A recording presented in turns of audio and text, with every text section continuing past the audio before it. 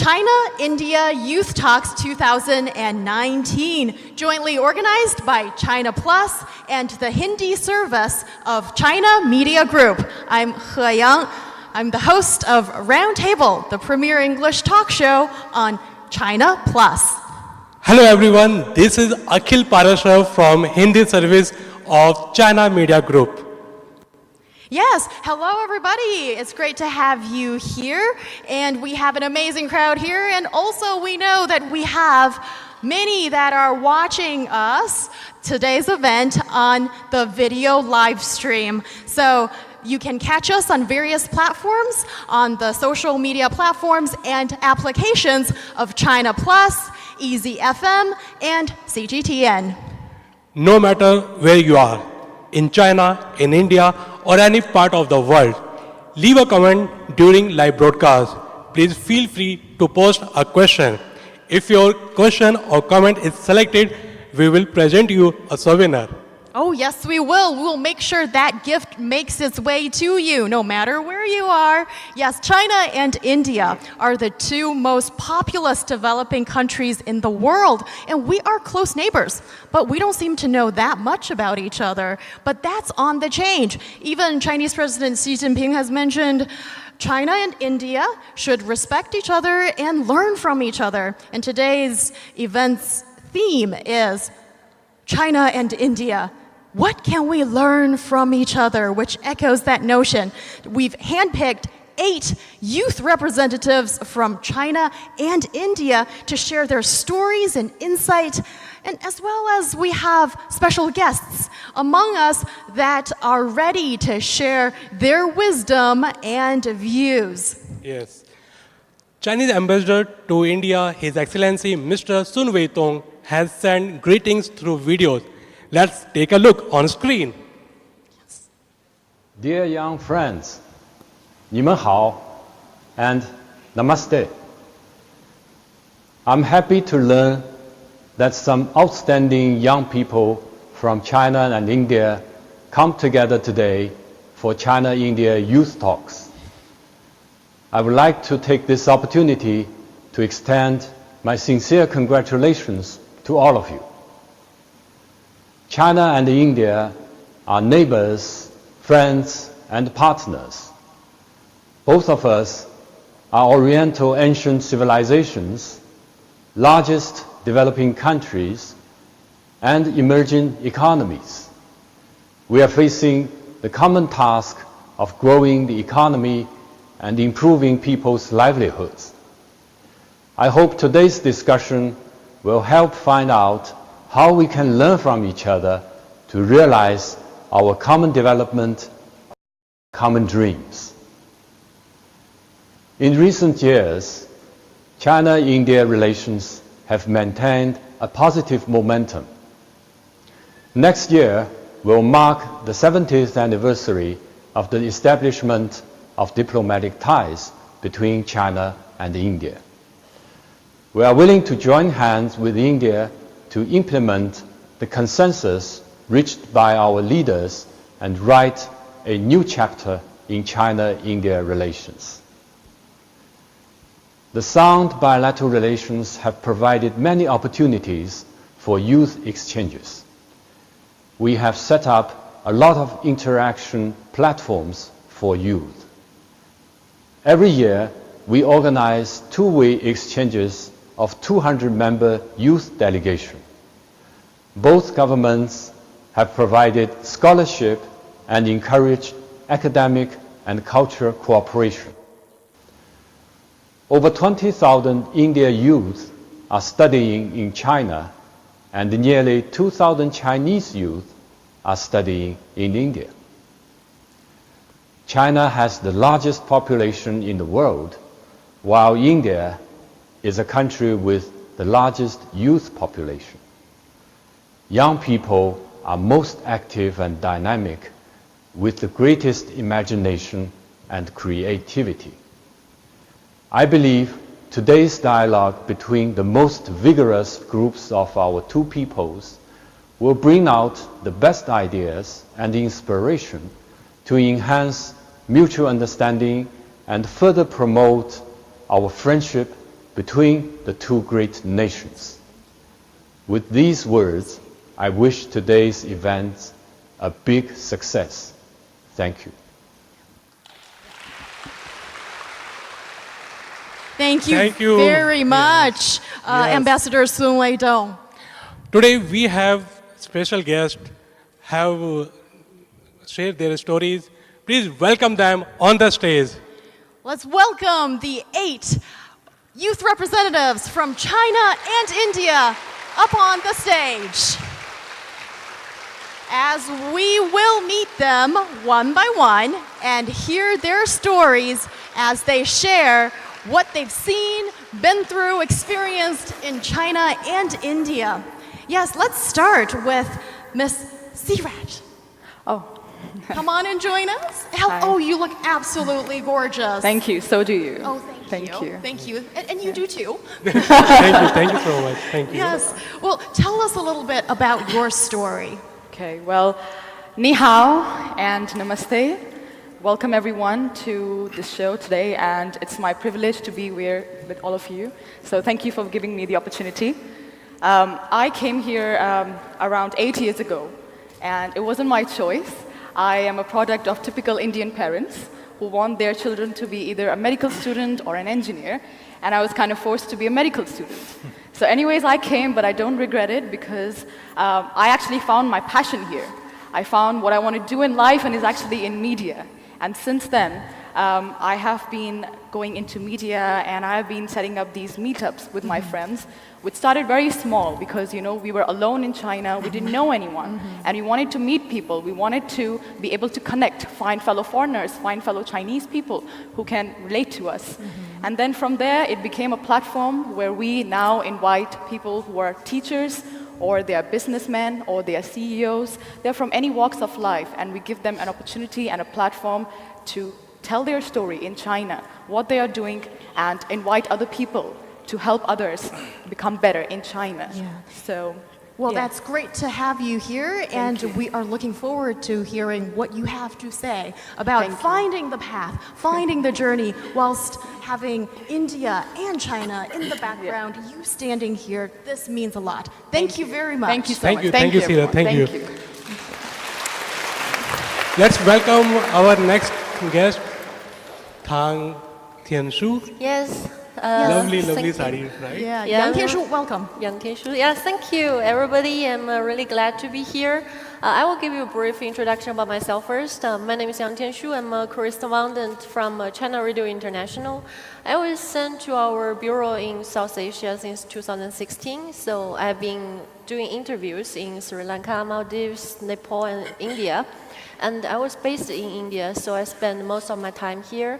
I've been to many beautiful places in India, and I have many Indian friends who taught me a lot. So I'm really happy to be here to share my stories. That is Okay, fantastic. yeah. Thank you. Okay, Tianshu, you Yes. tell what has made you fall in love with India? Well, that's an interesting question because at the beginning, I didn't plan to go to India, but I was sent there. And the moment I get to India, I fall in love with it. Just like I'm wearing sari today because, Yes. yeah, I love the culture and I really love the way they preserve their traditions and culture. So I love India. Yes, and Thank you so much. what a beautiful attire that you're in, and I just can't think of anything better that you'd be wearing today. And you thank look you. so pretty. Thank you, you too. You're welcome. Thank you, Yes, guys. and we'll hear your stories and details a little bit later. Yes, and now let's welcome Aditya. Hello, come on here. This is the walking dictionary of Chinese idioms. Hello. Hello everyone. Hello my friends from China and from India. My name is Aditya, and for my Chinese friends, my Chinese name is Aide, I Ching the I, Tao De De. Is there a reason why you chose those two words?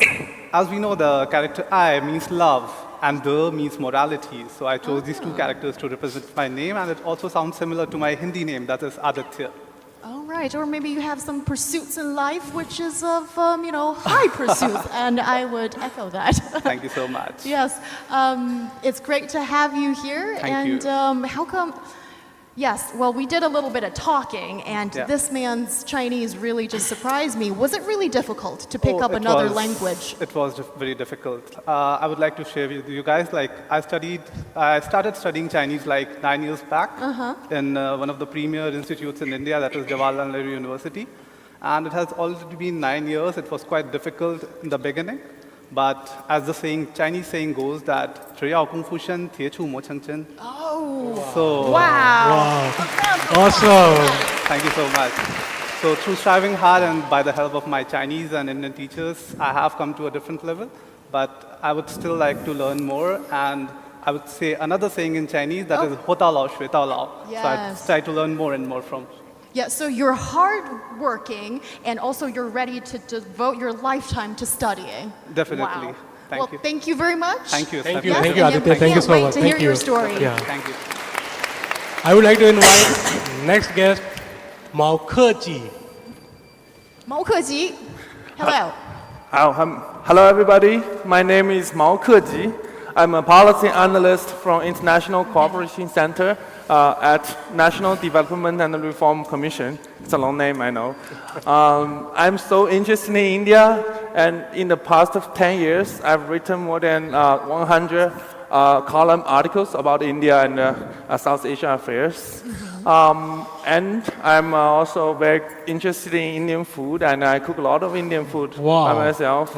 Yeah, so I would like to be the best cook among the South Asia scholars, Yes. and the best South Asia scholars among the cooks. And it sounds like you will achieve that goal very I easily. believe so. Okay, what can you make or what can you cook in Indian food? Yeah, among all types of Indian food, my favorite one is tandoori chicken. That's really good, and I Okay. can make it really good. That is fantastic, and Yep. we will hear your stories and insights in today's event as we continue the discussion. That is fantastic. Thank you. Thank you. Thank you so Thank much. you, Mao Keji. Yeah. And now let's welcome Kamal. Hello. Hello, 大家好, namaste. Namaste. And yes, you are a man that talks a lot about education and Right. the importance of that and how that brought you to China. Oh, yeah, definitely. As she said, that my name is Kamal, and I'm from New Delhi, and now I'm living in Suzhou, and I'm the executive officer at the Asia Pacific Model United Nations, and we are directly connected to the high school students here and university students here. So, as I told before, like, I am a big fan of traveling, and I have been to many, many countries, like around 30 countries. And when you ask me what's your favorite place, then definitely it would be China. I really love China. Wow, great. I really like infrastructure, convenience, how people are so friendly to each other.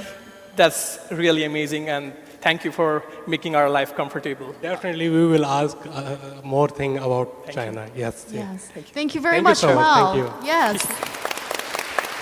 Okay, I would like to ask Li Jian. Please welcome. Li Jian, welcome. Hello everyone, my name is Li Jian and my Indian friends call me Amit. So Amit is a very common name in India, but it's also very much well known in China as Amitofo. Oh, Yes, I yes. didn't make that translation before.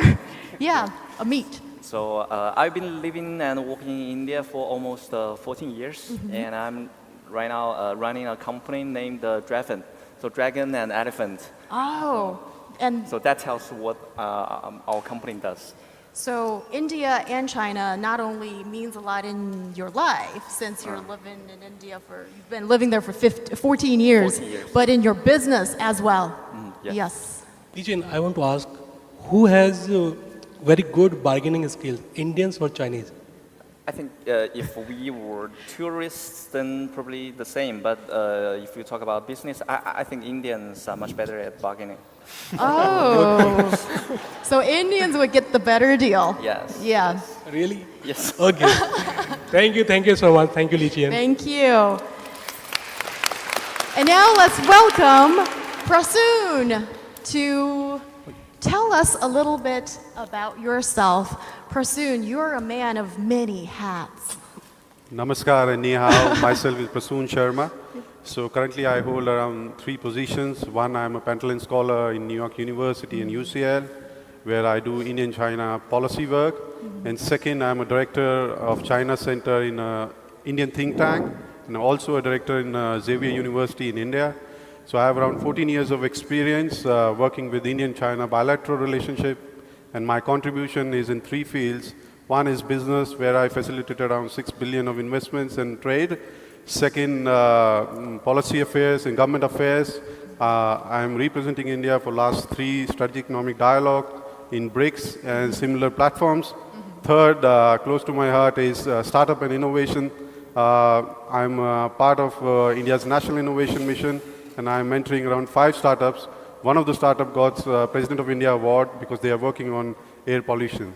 Thanks a lot. Yes, thank you very much for attending today's event. Yes, and we will hear more stories from you. Thank you. Yes. Okay, our last guest, Mr. Lin Shan.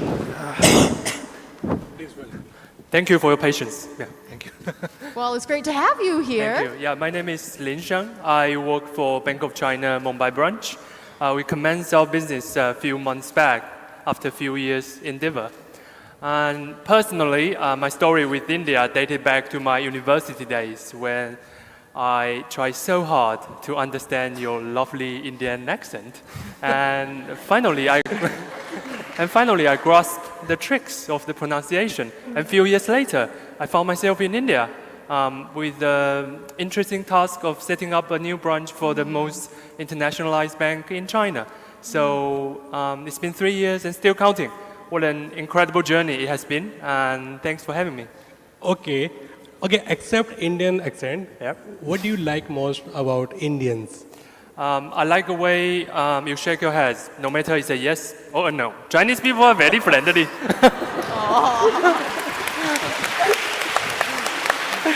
Okay, thank you. Thank you so much. Thanks a lot. Thank you very much. Quite an invitation. Yeah. Yes. Hayang, it seems that our guests know both countries really, really well. And earlier video clips show the people of India and China want to learn more each other and want to know like how can both countries learn from each other. Yeah. Yes, that's so true. And people from both countries have really shown an interest to want to know a little bit more about each other before we can talk about learning from each other. Well, let's start with a little bit of history, a little bit of inventions from our ancestors. Let's take a look at the big screen. Okay, there are 6 photos: noodles, toothbrush, number 0, shampoo, buttons, umbrella. So, which are the inventions of India? Yeah. Let's ask audience first. Okay. So, who's got an idea which 3 of the items are from China and the others are invented in India? And raise your hand. Those who get picked will get a little gift, okay? Oh, we see a gentleman at the back. Hello, my name is Dev, and button is invented by India, shampoo is invented by India, and the most incredible thing, 0 is invented by India. Yeah, 3 of them. Okay. Anybody else? Anybody else that has an idea? Raise the show of hands. Was that lady over there showing a hand? Yes, I see you. Can someone Which are the inventions of India?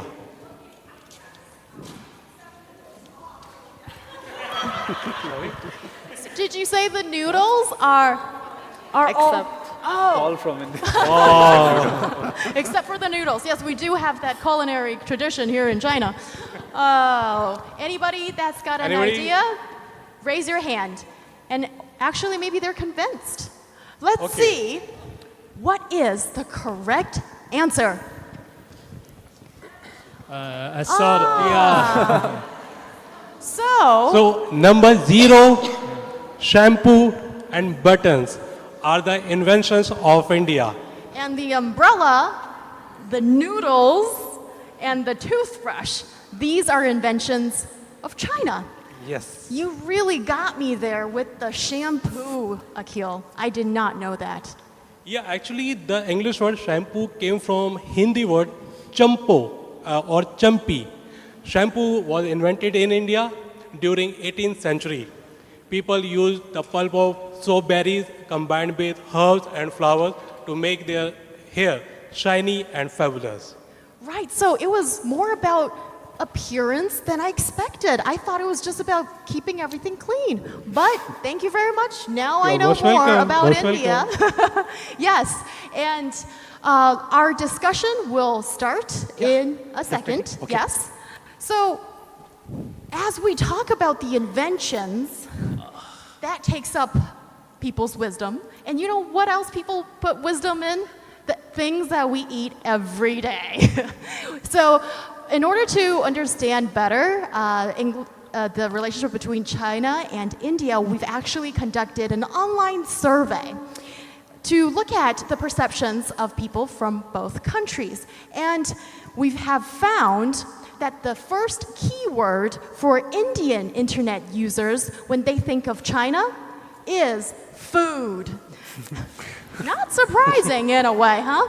And the second keyword for Chinese internet users, as you can see in the cluster over here, is curry. So, Right. it seems like the people from both countries have a special liking for food, and there's nothing wrong with that. But do you agree that curry is synonymous to Indian cuisine? I'll start with one of our Indian friends here, Aditya.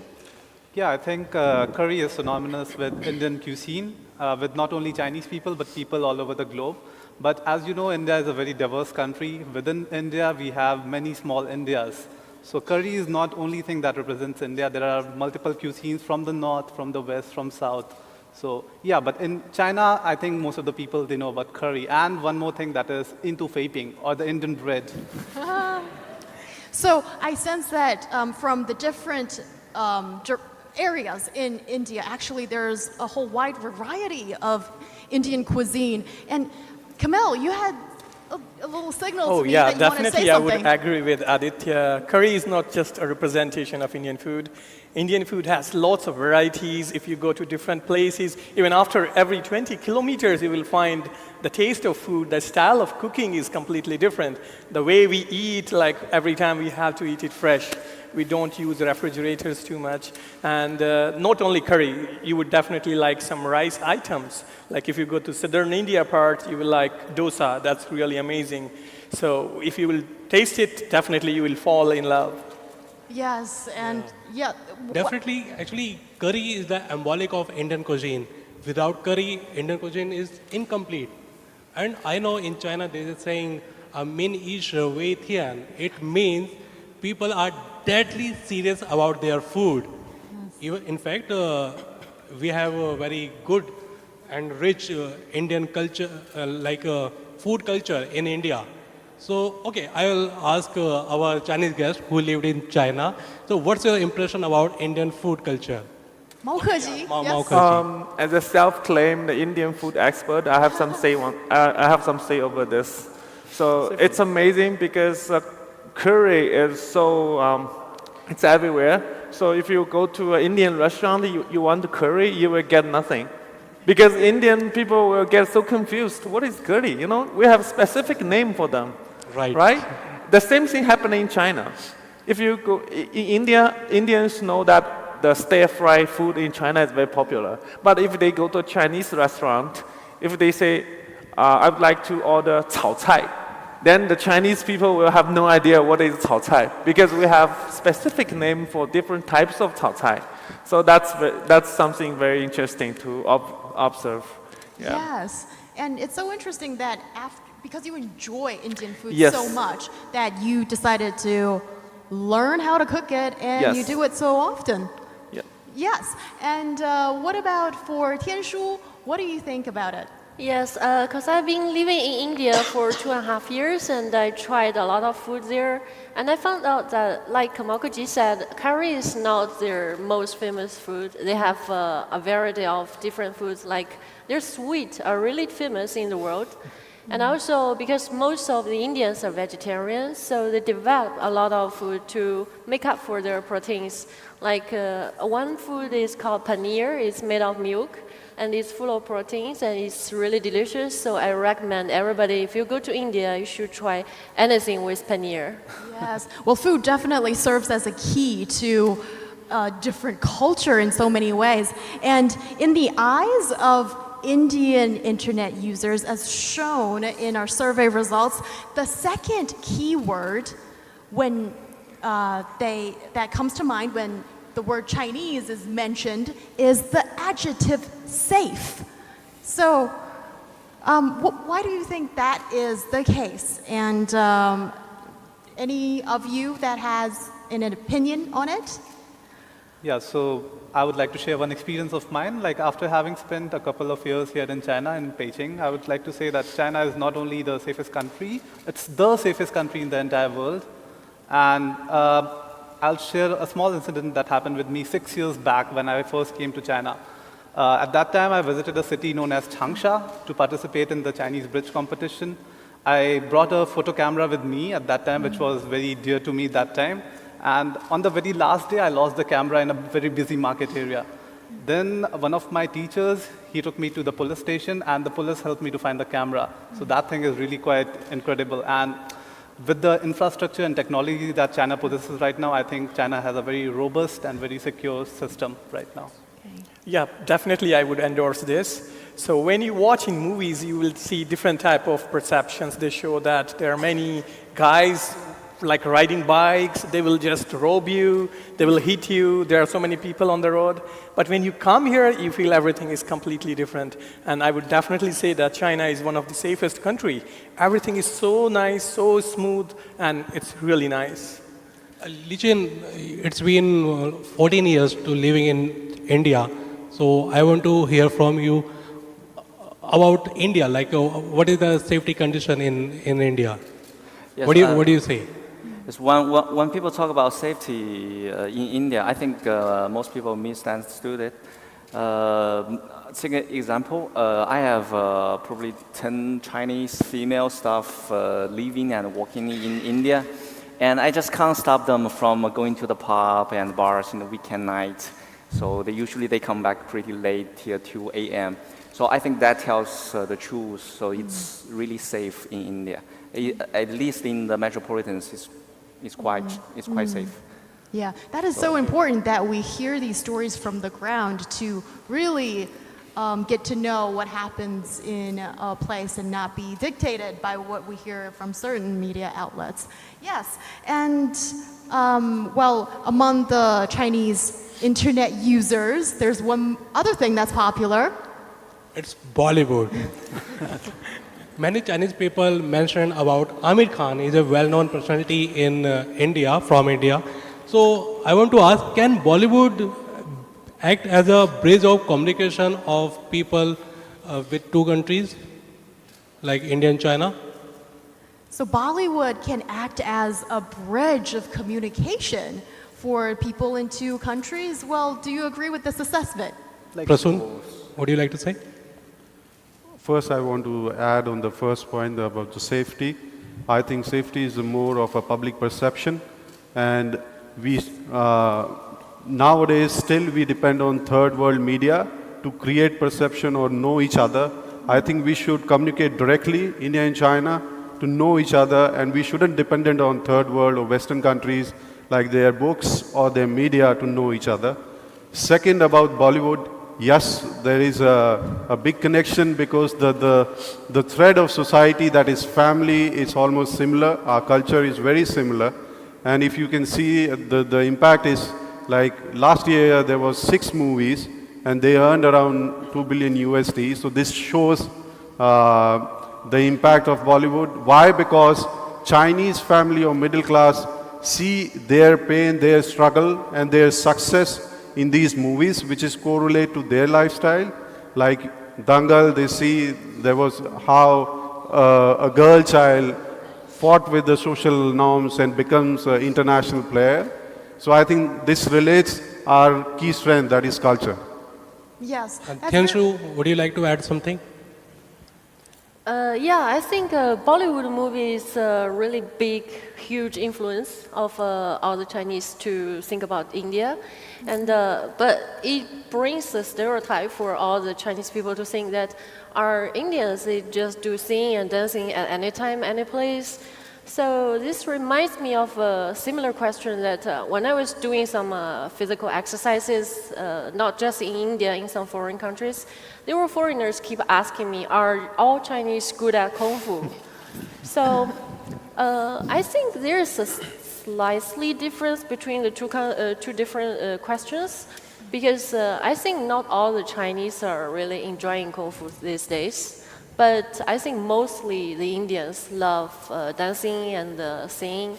I won't say they're good at it, but I think it's a good way for them to share their passion, to make friends, to show the world how happy they are about their lives. So I think that's the one thing we should make clear about the Bollywood movies. Yeah, that's so interesting because, yeah, I have to admit, I was one of that people that I sort of just assumed every Indian person would be able just to start singing and dancing, and I really envy that because I can't. But so you're saying no, not everybody necessarily does that in India? Yeah, well, Lin Sheng, you have something to say. Yeah. I think like Tianshu rightly said, we should not focus too much on the techniques of singing and dancing because the common Indian people, you and I will meet on our day-to-day life. They are not professional singers or dancers in Bollywood, but I think the root cause for why they love to sing and dance is because deep inside they have the boldness, the willingness to express themselves. That's probably explains largely why compared to Chinese, we may feel that Indians are more capable of singing and dancing. And because I believe if the mood and rhythm is correct, one simple move could be considered to be a dancing move. Yeah. Right. Very interesting, and thank you for clearing that up for me. And we've also asked another question in our online survey about who are the famous people, the well-known public figures that people from India and China know about each other's countries?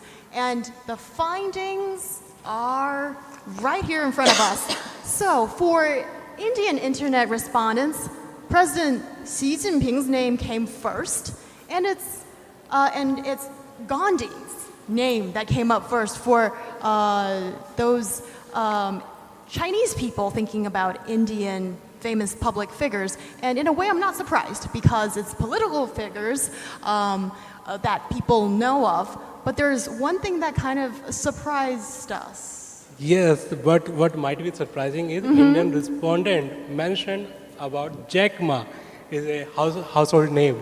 Yeah, so Jack Ma, Ma Yun, is a well-known person in India. Do people Taobao in India too? Yeah. So, yeah, I think that Jack Ma, more than his economic or business endeavors, he's more popular in India because of his speeches, inspirational speeches. I remember seeing one of his speeches where he mentions about his struggle days, where he was learning English and he applied for a job in KFC when KFC came in China, and he was rejected. So a lot of Indian youth who are doing startups and who are doing innovations, so they can learn from Jack Ma, and that's how they know about Jack Ma. Yes, that's very interesting. So what about Kamal? What do you think explains? Oh, I think like if you talk about Indians, we Indians like people, those who have a great journey. So when you talk about the journey of Jack Ma, it's really inspiring. It's really amazing.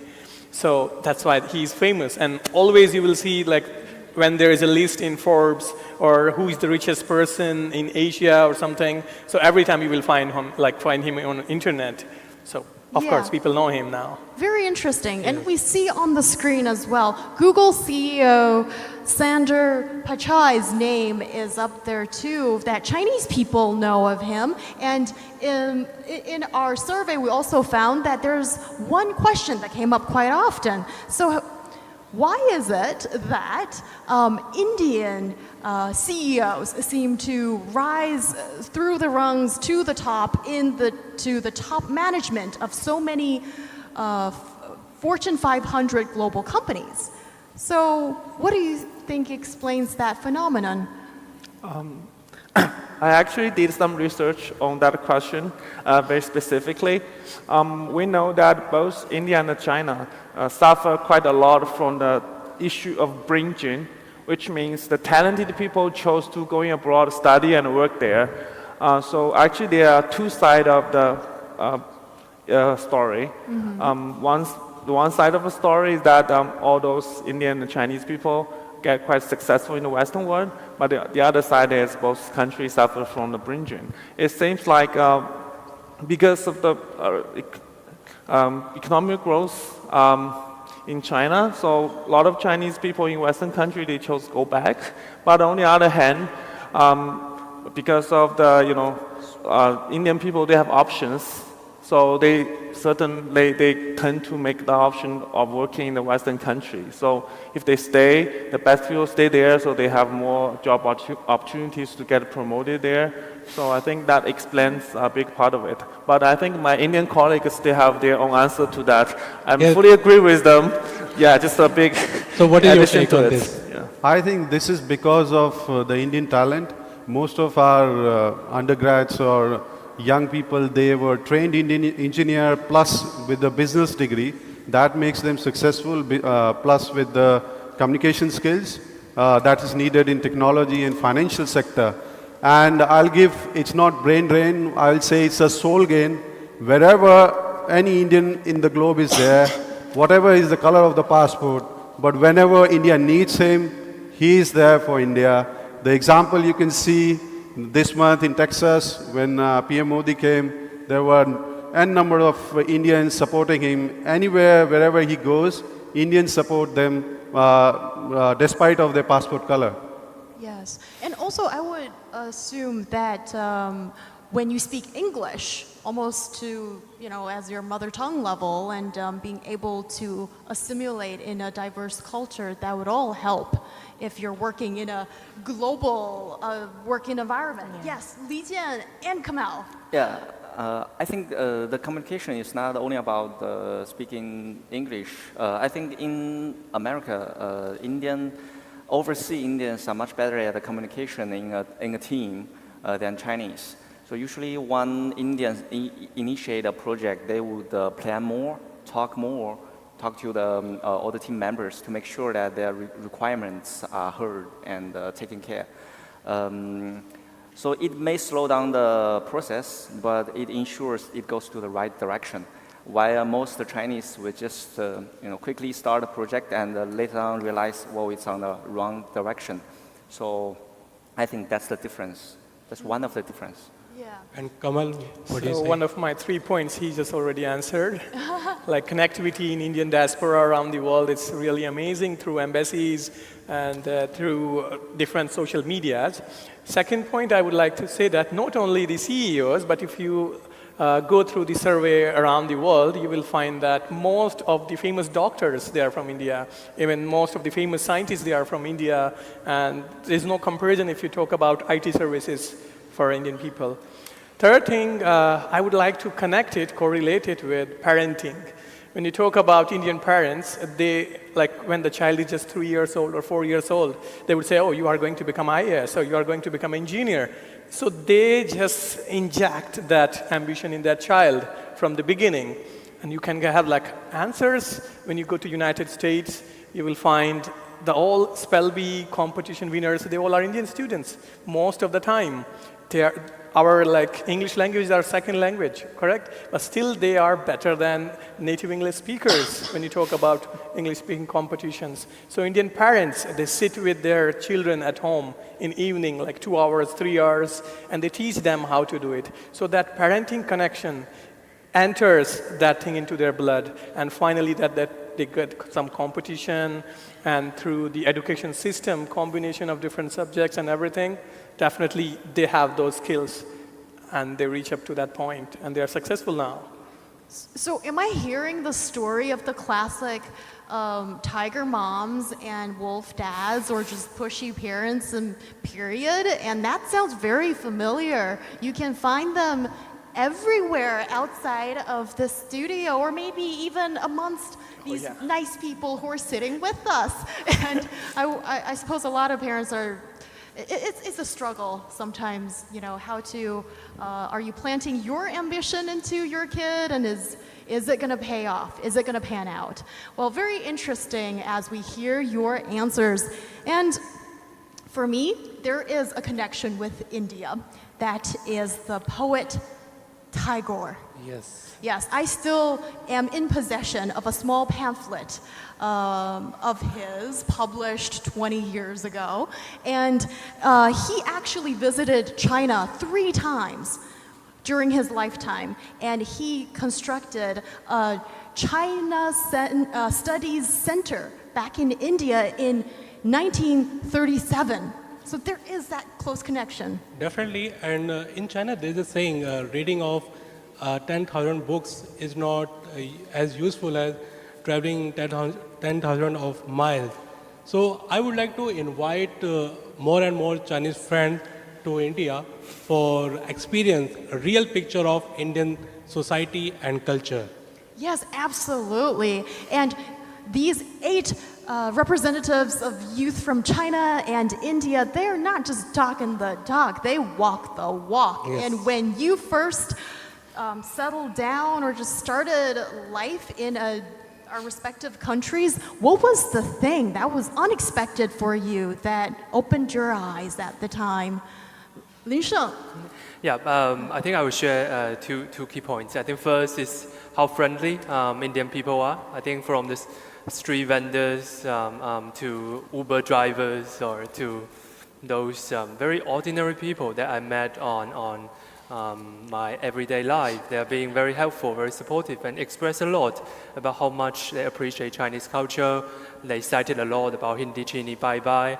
And so this is the first point. And the second is quite an interesting observation. Remember, 5 minutes in India is not specific.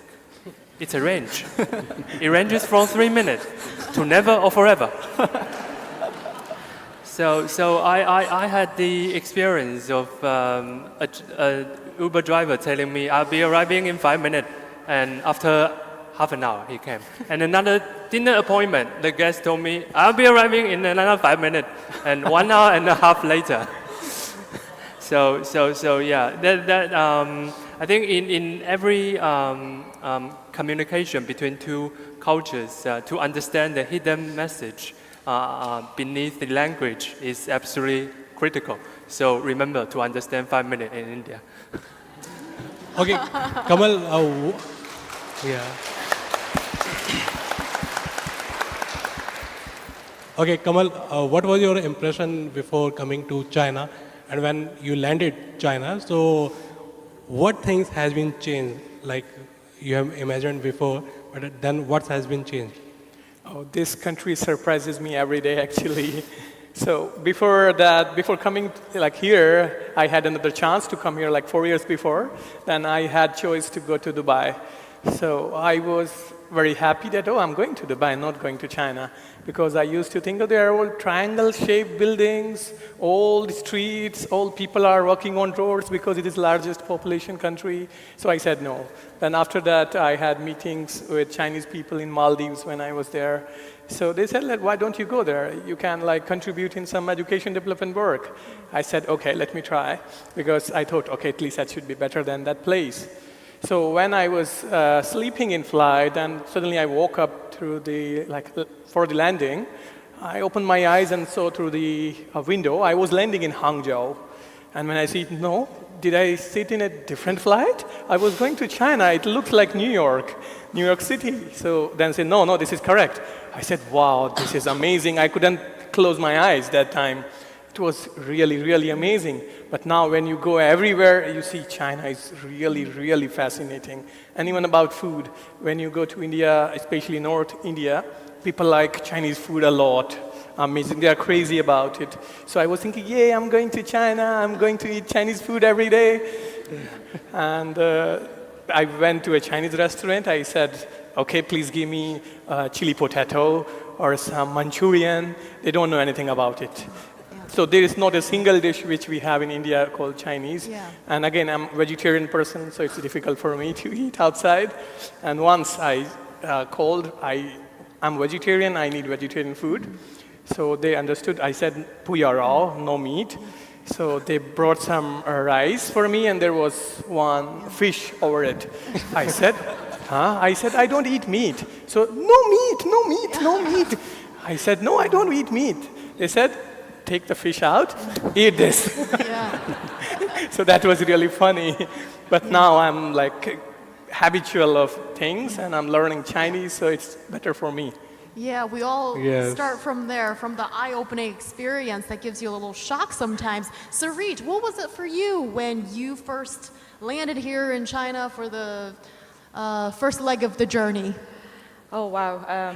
It was initially hard because I didn't realize how much I'll have to face difficulty in terms of language, because you hear that China is not like, they don't have English that much as compared to India. So I was not very happy when I came, but then my stereotypes within the next 1 month, they all just disappeared because you hear things about India and China, this, and then you come and you face people and you talk to them and you live in a city.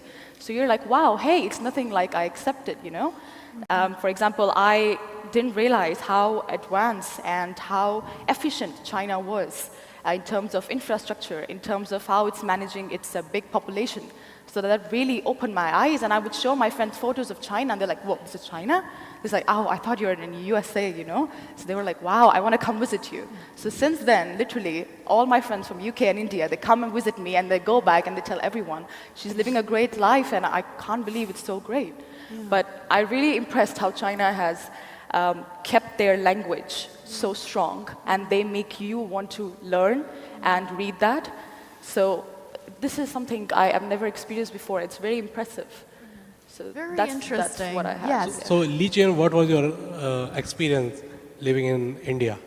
Of course, when I first come to India 14 years ago, and especially I was sent to Agra, so it's probably a tier 3 cities in India, and I had to face all kinds of difficulties. But it's also fun to cope with all of those problems. But now I would say that India is changing every day. So I may not be shocked by these changes because I live there. But every time my friends who return to India after 1 or 2 years, they will say, well, you see a new metro line, a new flyover. So it's definitely changing day by day. And to be honest with you, I've been living a cashless life since 2016 in India. So can we imagine that? We're talking about the cashless life in China, but I've been living the same life in India. So this is one thing that we kind of share right now. Yeah, and actually in China there has been provisions and local regulations stipulating that that cashiers have to take cash. That there are some of the minorities of people, as it seems, but they still need to use cash, and you can't go completely digital without. You got to think about the welfare of these people too. And India is also going to be a cashless.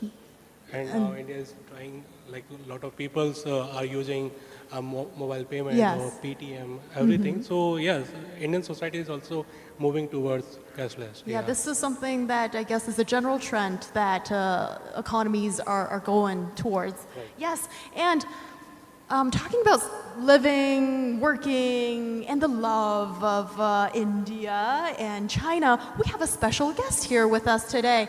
Her interest in India pretty much ignites anybody who speaks with her, whoever gets a chance to do that. So let's give a warm welcome to our special guest, Ms. Han Yan, Chairperson of Global Business, Topline Brand Management Corporation, to the stage. Yes, welcome.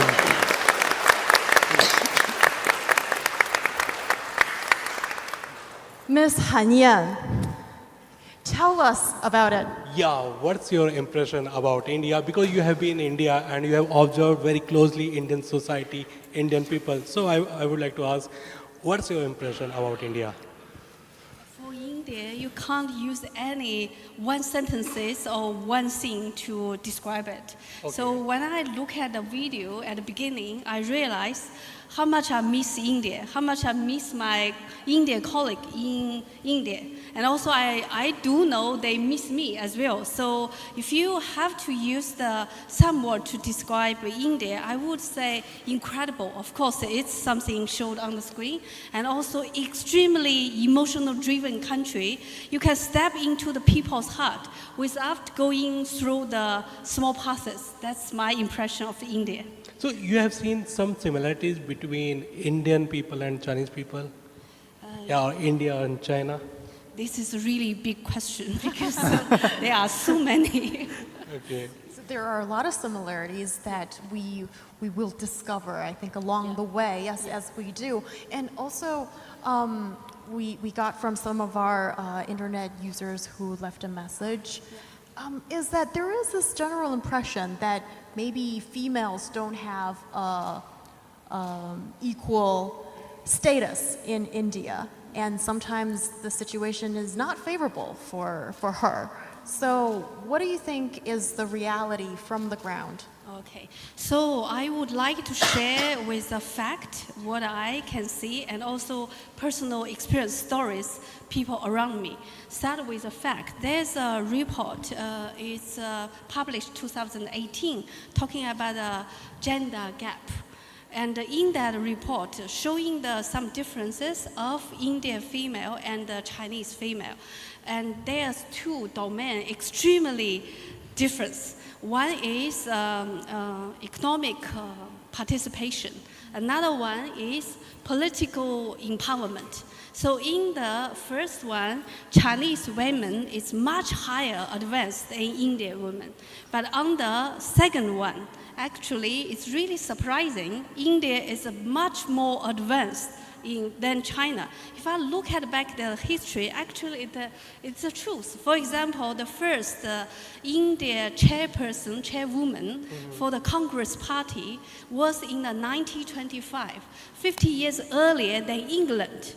And also 1933, there was another female chairperson for the Congress Party, and also 2002, 2004, another one, female leader rise on the stage. So I think that's a fact. But if you look at on the reality around me, for example, use the person really close to me, my driver.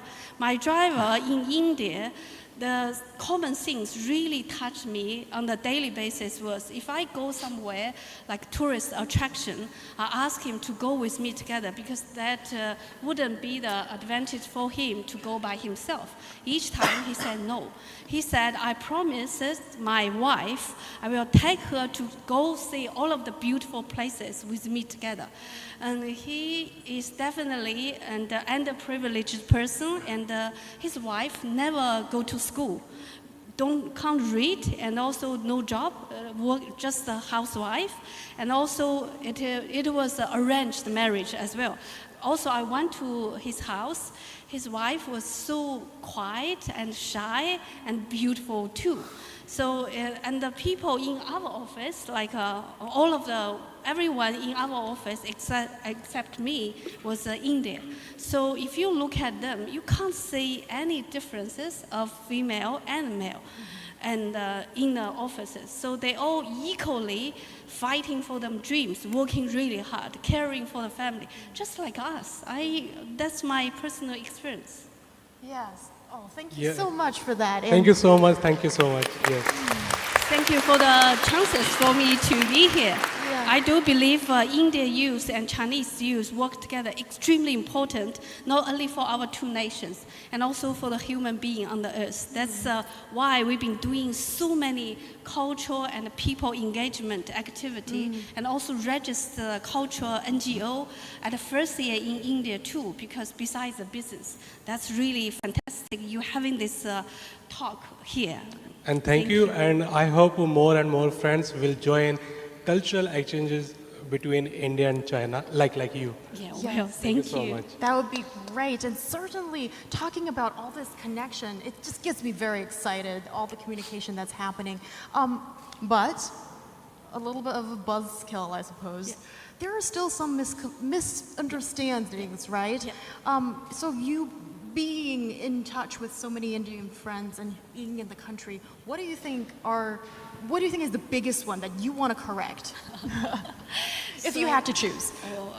I do believe there are too many. I think we are the closest stranger on the earth for these two countries. That's my understanding. If we're talking about that bias in our mind, there are so many, long lists. If we only pick one, you only allow me to pick one, so let me think. So only one, I would say, I saw some keyword on the screen as well. People, when they're talking about India, everyone talking about, it's a religious, spiritual country. Everyone talking, that is a fact. India has 8 religious participants in the country, and also talking about Hinduism. I do believe, you have more than 3 million gods in the Hinduism. So that is a fact. But beside that, I also do realize how rationally and scientific contribution Indian people made in the history for the human being. For example, if we're talking about Arabic numbers, including the zero we was mentioning, invented by Indian people. And also, I do believe in the 5th century, there's a scientist from India who was talking about the earth revolves on its own axis. And also this has been written in the history already. And also, of course, people maybe don't realize the chess, polo, badminton, all invented by Indian people. So this also really important. And also I remember there was one book I read, written by the person who is India, who had a Nobel Prize as an economist. He said the person who inspired him to write said development as a freedom was the female in the history from 8th century before. That female said, if wealth can't bring me the entirety, what is that for my life? So this question risks him to think about, you can't only measure the country by the GDP, and also something else more important. So I do believe those facts need to be seriously looked at as well. When our two countries work together, contribute for each other from the mindset, from a spiritual level, many things. Yes, Ms. Han, our theme of the discussion is what can we learn from each other? So I want to ask, what can Chinese learn from Indians? I would say 2 things, and I always talking this to everyone. So number 1 is extremely emotionally driven creativity and sensitivity. That's one. If you allow me, I want to share one story. Another one, I would say, second one would be the ability to trust someone else. So I started from second one because it's my personal story as well. So this year at April, I flew from Mumbai to Delhi. Next to my seat, there's a gentleman. We had some talk. Of course, you all know, you will be informed how many family members you have, where they live by Indians all the time, at the first time, always. And when we landed in Delhi, he asked me to stay, to wait. He want to share the mango he brought from Mumbai, because he said it's best season for the mango in Mumbai. Okay. He want to share this with a stranger, how beautiful, how delicious that is. So if you look at people, how closely when they queue in the line and also in the elevator, how close they are, really make me at a surprise at the beginning, but now I'm used to it. I think we need the ability to trust others. That's one. Second one, I go back to the first one. I said the sensitivity and the creativity, lead by the emotional. I want to share the one story. I had a conversation with an architect. He won the political prize, which called the Nobel Prize in the architecture. So he is Indian people who won that prize from 2018. He shared me one story. He said there was a Japanese architect want to visit him, but he can't. He was late, almost for half an hour. The reason for that was he was being dropped by Uber driver another side of route. Without the traffic light, he can't cross the road. So he has to find a way to look at others, finally reach the places. And Dulcie shared this story for me, said, all of the creativity start from sensitivity of everything around you. You have to look at that first. And also he mentioned to design a better life for the people from the understanding of the empathy from your heart to the people around you first. So this story, I think, taught me a lot. I do believe this more story need to be heard for me to be the better person in India. So I really cherish the opportunity working and living in India. Yes, and I can just feel it from just standing right next to me, really, this enthusiasm that just radiates from you when talking about India. And your work is committed to cultural exchanges between the two countries, and that is something meaningful to do as also we're doing our small part here too.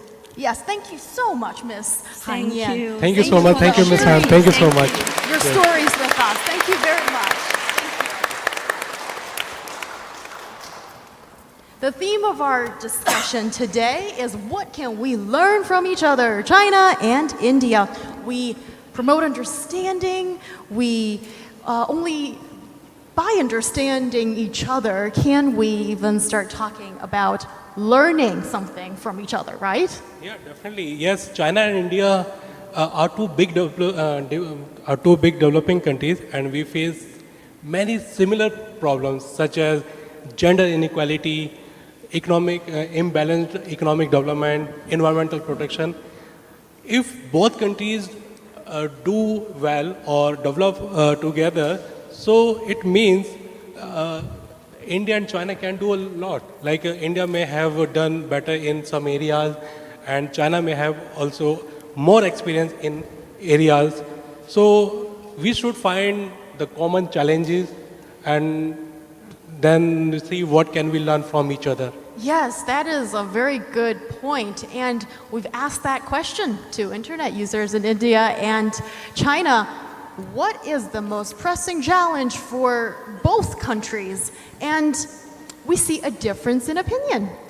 For Chinese internet users that responded to the survey, they said unbalanced economic development is the common challenge that's shared by both countries.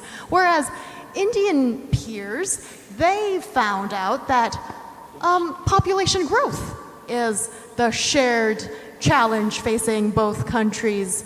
Well, for our guests on the stage, do you agree with this finding? What's your opinion? The common challenge that is shared by China and India. So I'll go with Prasoon. Yeah, I think the biggest challenge will be changing the perception of our people to have a sustainable development for 3 Ps. One, I would say, position. That is, India and China just not participate in global diplomacy. They should lead the global rulemaking now. Like we are working together for climate change, terrorism, and digital cooperation or economy. And the second P is the population. We need to understand the aspirations of youth in both the countries, and we should work together. Just to tell you the impact of India and China, around 47% or almost 50% of e-commerce users by 2022 will be based in these two countries, and around 39 or 40% of e-commerce sale will be from these two countries. So imagine how big impact we have. If we shut e-commerce for 5 minutes, the technology company can vanish. So we should work together for the perception change, be a leader. And the last one is planet. We should work for planet, that is environment, climate change. So I think the biggest challenge is to change perception to become a leader. Well said. Yes. Mao Keji, did you have something to add? Yes. My opinion towards this question is I have two parts. In the first part, yes, both China and India face similar kind of issues and problems.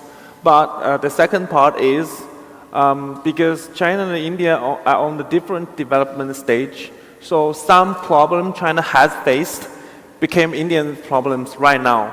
For example, I kind of a little bit disagree with the population issue because China suffers quite a lot from aging population, but India has one of the most robust and young population in the world. So if you say that is a common challenge, it needs more supports.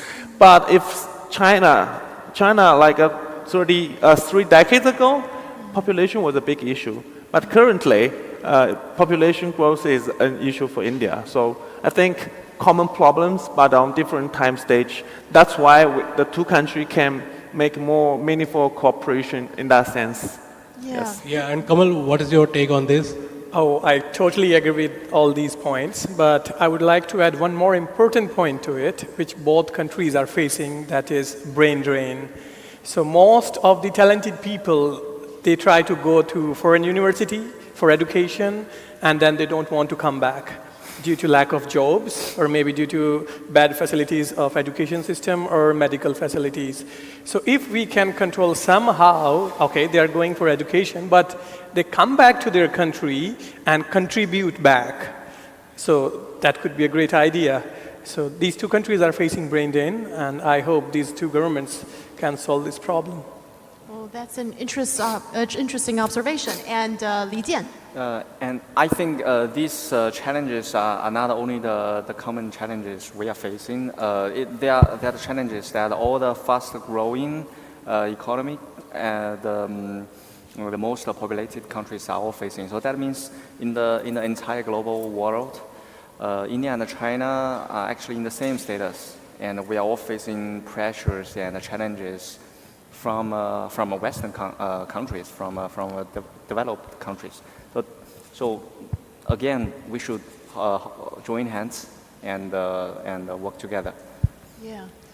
Oh, and Lin Sheng. Yeah, I just add one very quick point. I want to touch a little bit on that unbalanced economic development which topped the list. I think it's a similar pressing issue for both China and India, because if I may use a metaphor, if we compare the two countries as a bullet train, as we are two fastest growing emerging economies, then Mumbai, Delhi, Beijing, Shanghai, the so-called tier 1 cities in each and every country, is already at the very first carriage and they're growing very fast. But if you look at the last carriage, there are still those backward states and cities which has a long way to catch up. And I think the difficulty of this issue lies in the word unbalance itself, because it has so many meanings. It could be regional, it could be gender-wise, it could be across sectors. So I think both countries has addressed this issue already, but I think it will still be critical in our next phase of development. All right, our next topic is surpass. China is now second largest economy in the world, but China's economy or its GDP is slowing down in recent years, and last year India GDP exceeded to the China. So and second thing, the international community has had a debate like is India surpassing China. So what do you think? Yeah, Mao Keji. Because I'm from NDRC, one of our job is to do the statistics.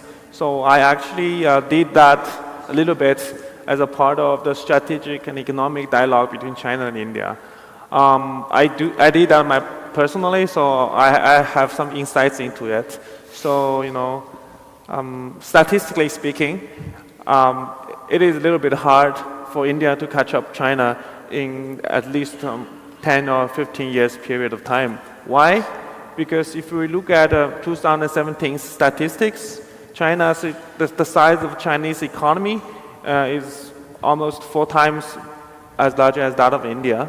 But if they are of the similar size, but still the growth rate are kind of similar, that means the absolute gap between 2 countries is still widening. So, like China and the US, if China wants to catch up to the US, the growth rate has to be as large as the times difference between them. So China, in order to catch up to China, India has to grow at something like 15 or 16% per year. That is a little bit hard. There's a big but Modi ji has put out a program named making India a $5 trillion US dollar economy in 5 years. I think that's something ambitious and achievable. With that kind of objective out there, I think there should be a lot of meaningful cooperation projects between 2 countries, and China definitely can help India to, get that object done. So that's my opinion. Yeah. Yes, Prasoon. I think why always China versus India? Why shouldn't be China with India? I strongly suggest, and thanks to China Plus, 2 of my articles says, we should create Asian Union. We should work together. As 50% of global population will be with us, we should create our own Asian Silicon Valley, which also I write for China Plus and Indian media, which was endorsed by both the governments, by connecting Bangalore and Shenzhen. So we should think of China with India rather than somebody's question is, I think this question is wrong for us. China versus India is not suitable. We should have competition, but we shouldn't have contradictions. Also to, well said. Also to contribute to this discussion, we have special guest, Mr. Xu Qinduo, political analyst, senior fellow at Panchal Institution, to share his thoughts. Yes, come on the stage, Mr. Xu Qinduo. Welcome to the stage. So, Qinduo, will India surpass China is the topic of discussion. Do you agree with this way of asking the question? It could be a matter of time. I see the potential in India. You see the resources, human resources. You see how smart the people are, how well educated they are. And I've been to India once, and I spent some time in the industrial park. I see how well it was managed. And you see the bright future just lying ahead. It's really about to unleash the potential. And then I think that's the future of India. Very interesting. Well, what about what Prasoon shared with us just now? He doesn't agree with this framework of competition and comparing, and he thinks we've been put in a sandbox. Healthy competition definitely is good, right? I kind of agree with my friends here.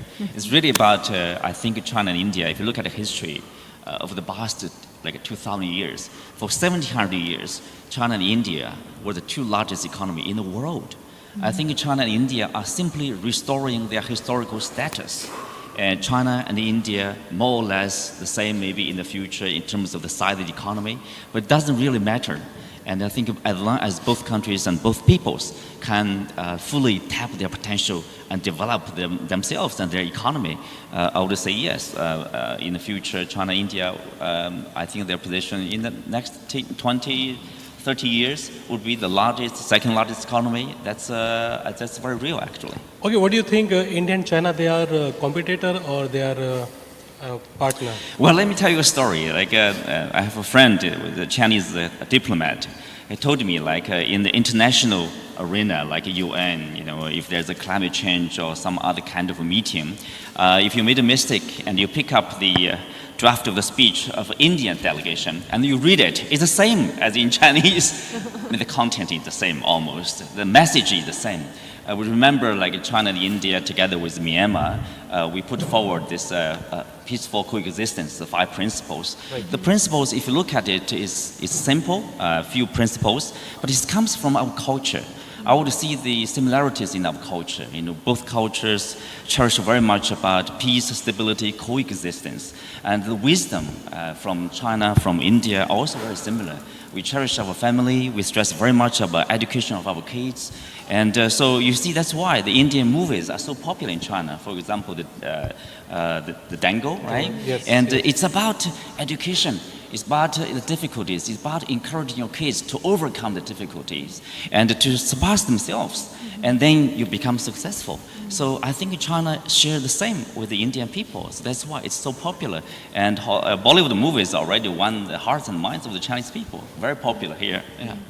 Thank you very much, Thank you so much. Xu Thank Xingduo, you. My pleasure. for sharing with us what your insights are. Thank you. And thank you very much. Yes.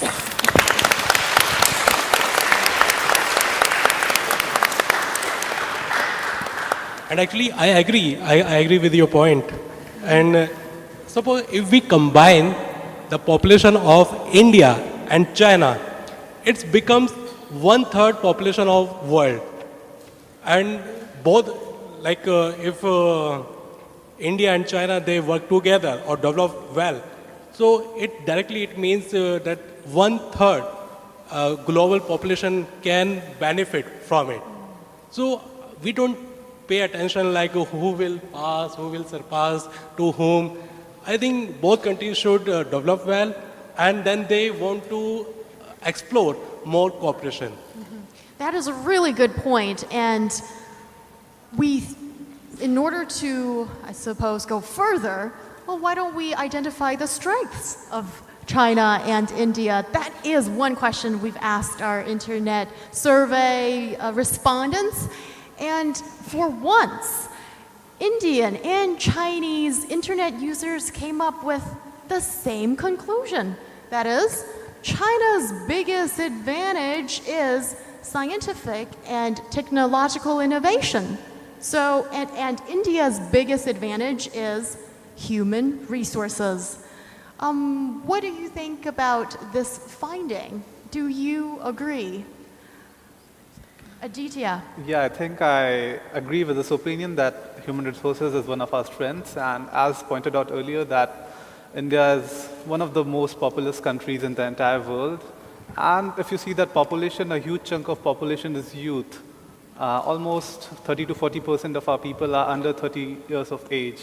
So I think that is one of the biggest advantages that India has when other countries are having the problem of aging. The other advantage, I think, which has been not mentioned here, which I think is the spiritual thing that we have in India, the spiritual reliance that we have in India. Because of multiple religions and multiple faiths, we have something to rely upon. So I think that is one very big advantage that our country has. Very interesting. Yes. Yes. I just want to add that I feel human resources is nothing without education, right? Because it's management of human resources. And science and technology comes with giving a good education. So I think the fact that both China and India are so invested in their education, as opposed to what Western media portrays, like, or we look into ourselves and we keep pointing holes, or maybe our education is not good, maybe we need to be like this, like that. Yes, there is a scope for improvement. But that shows that, yes, we have a good system for education, and our people are really hardworking, and they're willing to advance in those fields. And that's why we both have that. So I think our education systems are pretty strong. Yeah. And Liqian, what do you think? I think definitely these other things, especially the scientific part, is quite behaving well, and it not only benefit the China market, but as long as more Chinese companies are coming to India, they are bringing the same technologies to India. And now very quickly, whatever we are getting in China after 2016, we are benefiting from the same nowadays in India. So the same technologies are all available in India. So. Yes, and science and technology has been developing fast in India too. We see definitely. And China's technical and technological and scientific innovations, it's really, really impressive. Like mobile payment, shared bicycle, high-speed train, artificial intelligence, all are changing the people's life. Even India is also doing well, and India is a IT super hub. So do you think there will be a cooperation in this area in future, Prasoon? Yes, as I mentioned previously, that around 50% of e-commerce users will be based in India and China by 2022, and 40% of e-commerce sale or business will be from these two countries. So I definitely see cooperation in digital economy. I definitely see cooperation that we should start data governance and we should initiate a World Data Bank, because this year the value of data has crossed the value of global oil. So this will be a big resource for us, and we are working together on same stage in WTO while we're discussing about digital e-commerce framework. So I see a cooperation in digital economy and on the global diplomacy level as well, like leading UN or WTO or creating our own Asian Union. Very interesting. What are some of the areas of future cooperation do you think the two countries can engage in? Lin Sheng. Yeah, I think since I'm from the finance background, and finance industry is a key industry in any country, I would, if I may elaborate a little bit on that, I would break my answer into three parts.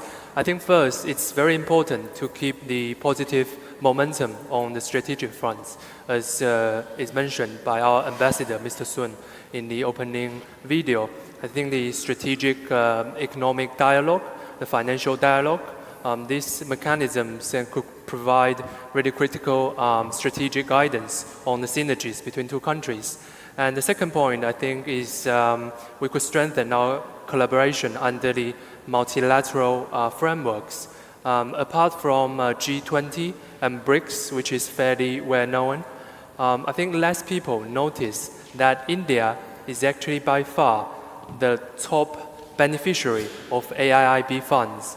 And AIIB is Asian Infrastructure Investment Bank, Yatohang, which was proposed by China a few years back. There are 12 projects approved already, up to date. So I think it sets a really great example for our two countries. And the third point, I think, is we should enhance the frequency and also the depth of our communication on some concrete matters. For example, recently we helped the Reserve Bank of India, which is the central bank, to conduct a start visit in China to learn the agricultural credit, the flow, the policy, the regulations. I think we expect more of such interactions to come in the future. Yeah.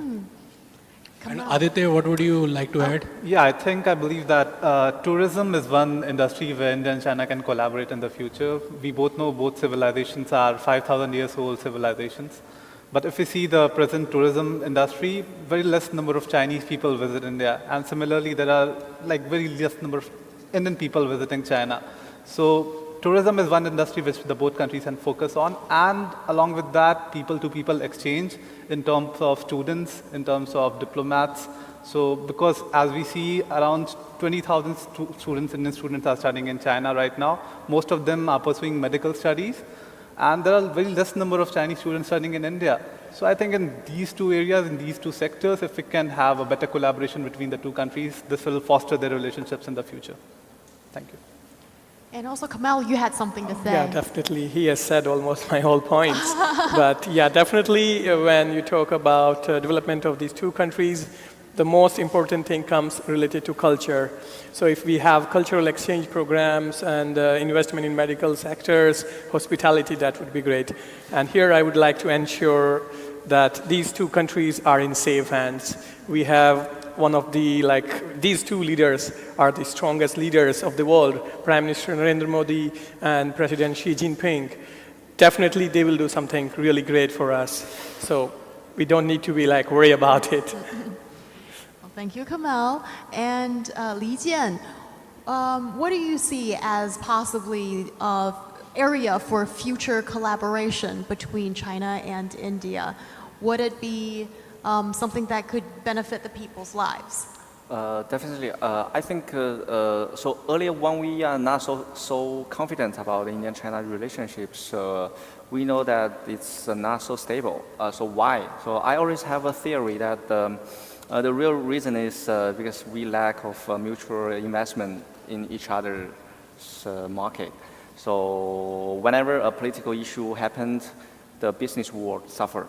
So, but in the last couple of years, the direct investment from China, not only the mainland, but also from Hong Kong, from all the Cayman Islands. So all this investment to India, I would say it easily goes up to $10 billion. So I think with this huge money of investment in India, now we will be a very safe place, and I think Chinese companies would be feeling much better in investing in India. Yeah. And all this technology, all this know-how will be transferred to India. And also, I always believe that our solution suits India more. For example, the power grid, right? So maybe American has a good solution, but they're big land with less population. So, I mean, our solution better. And speaking of the high-speed train, the bullet train, Japanese solution good, but it's a small land, right? So our solution, our railway network suits Indian market better. So I think it's a time for India to welcome, to having more Chinese solutions. This is the time. Yeah, and those few so-called Chinese products, I think they've really stood the test of the market. Yes. And they'll vouch for themselves in that way. Yes, thank you very much for your share. And Seerat, what do you think would be an area or areas that the two countries can work together in the future? I think medical, because I feel they're already cooperating in terms of India sending their students and China, you know, helping India with doctors and everything. But I feel somehow, I don't know why, but there's a lack of respect for medical profession that's not that much there as there is in India. So I feel there's a lack of trust among Chinese patients for their doctors. That was a bit shocking to see because I've seen my own Laoshi work very hard and I've seen doctors perform really good. But somehow that misunderstanding can be removed, and India and China both have huge population. So they need doctors, right? And that's why we have so many medical schools, and so does China, and they're still helping Indian students become one. So if they can bridge that gap, that'd be amazing. Yes, definitely in the medical field, and also with technology advancement, I think there's a lot of work that can be done. They're both good at that. So. Yeah, definitely. And Tianshu, yes. Do you see? Well, I think e-commerce should be the most important part that we can work together, because we all know that India is a huge country and with huge market and a lot of potentials to be discovered. Like when I was in India to work and live, there do exist some inconvenience in my life. Like when you try to take a cab or take out food, it's not convenient like in China. So I think China should develop more chances to in this area. And what would you say about media cooperation between two countries? Because you were a correspondent in India. Yes. So I want to ask about media cooperation. Like Yes. both countries can cooperation in media sector. So what do you say? Yes, I think compared to other countries, the current cooperation between media of China to India is not as much as we need. So I think in the future we should develop more chances to cooperate with them, with their media organizations, to hold more something like talks like this, or some exchange programs to learn the way how they do their media and how we do ours, so we can share more information and let them to know about our way of thinking, so they can share more real details for their audience to let them to know the real current reality in China. So that was also the problem that he mentioned before, that before he came to China, he didn't know much about the things going on here. So I think media exchange and media cooperation could really make up for that. Definitely, that would be closing one gap, and comparing notes can be useful in a lot of these areas.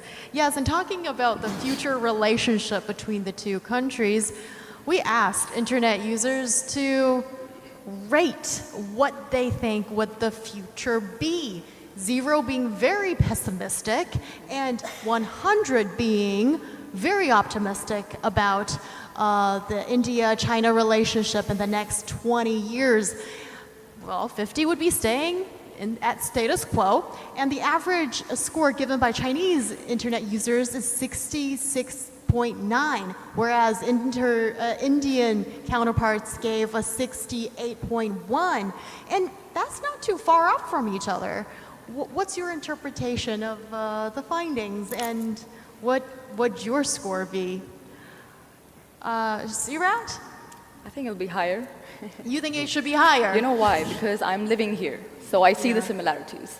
Yeah. So anyone who's living on that side of the border, for both India and China, they see what the media shows. And media shows like some nice stuff, some not nice stuff, and they think, okay, we are so different. Like, why? Why this? Why that?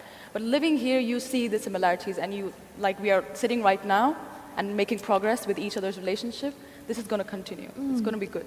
And Aditya, what do you say? Yeah, I think that this data clearly shows that major population of these two nations, that is India and China, that is youth population, they are very clear in their vision about keeping the past aside and thinking about the future. So they were not thinking about whatever happened between India and China, whatever tensions we had in our relationship in the past, but they were very optimistic about the future. So I think this data is quite interesting data, that similarity that we have. Yeah. And Prasoon? I think the next 3 to 4 years can be historic and beyond this scale, because we have two strongest leaders which have courage and mandate to take bold decisions.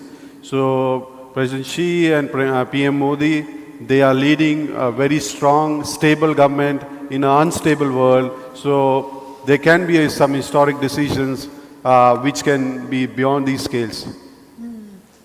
Yes, and Li Jian? Yeah, I would give a much higher score to this. I'm pretty confident about that. As I said, the engagement between India and China are now getting enhanced a lot from the investment. So I believe with all this investment, Chinese companies now, they not only bring the money, technology, but in Indian this land, they are having more employment, they are having more taxations. So all these influence will benefit both the countries in the long run. Yeah, it sounds to be definitely, when we're connected in some way, because we are, it would either be through technology, it would be through business, or through face-to-face communication, and there are so many ways that we're connected, and once I think that link is established, well, that's when the emotions started to flow, and Layang, how many points would you give? so now you're asking me, what would my answer be?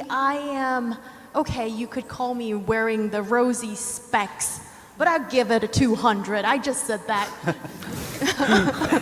I'm very optimistic after hearing what you guys have to say. And Lin Sheng, you had something to add. Yeah. I think if there is a teacher coming and China and India are two students, 66.9 and 68.1 is certainly not a great score. So since I think education in both countries are pretty tough. So I think, but that's the reason why we are here. If this is the score, and when we look back, we will be getting, I think there's no reason for us to sit together. I think there's much potential considering the size of our two economies. We should set a higher goal for ourselves to achieve. Yes. All right, now it's Q&A session. Let's give some time to answer some questions we have gathered through the online survey.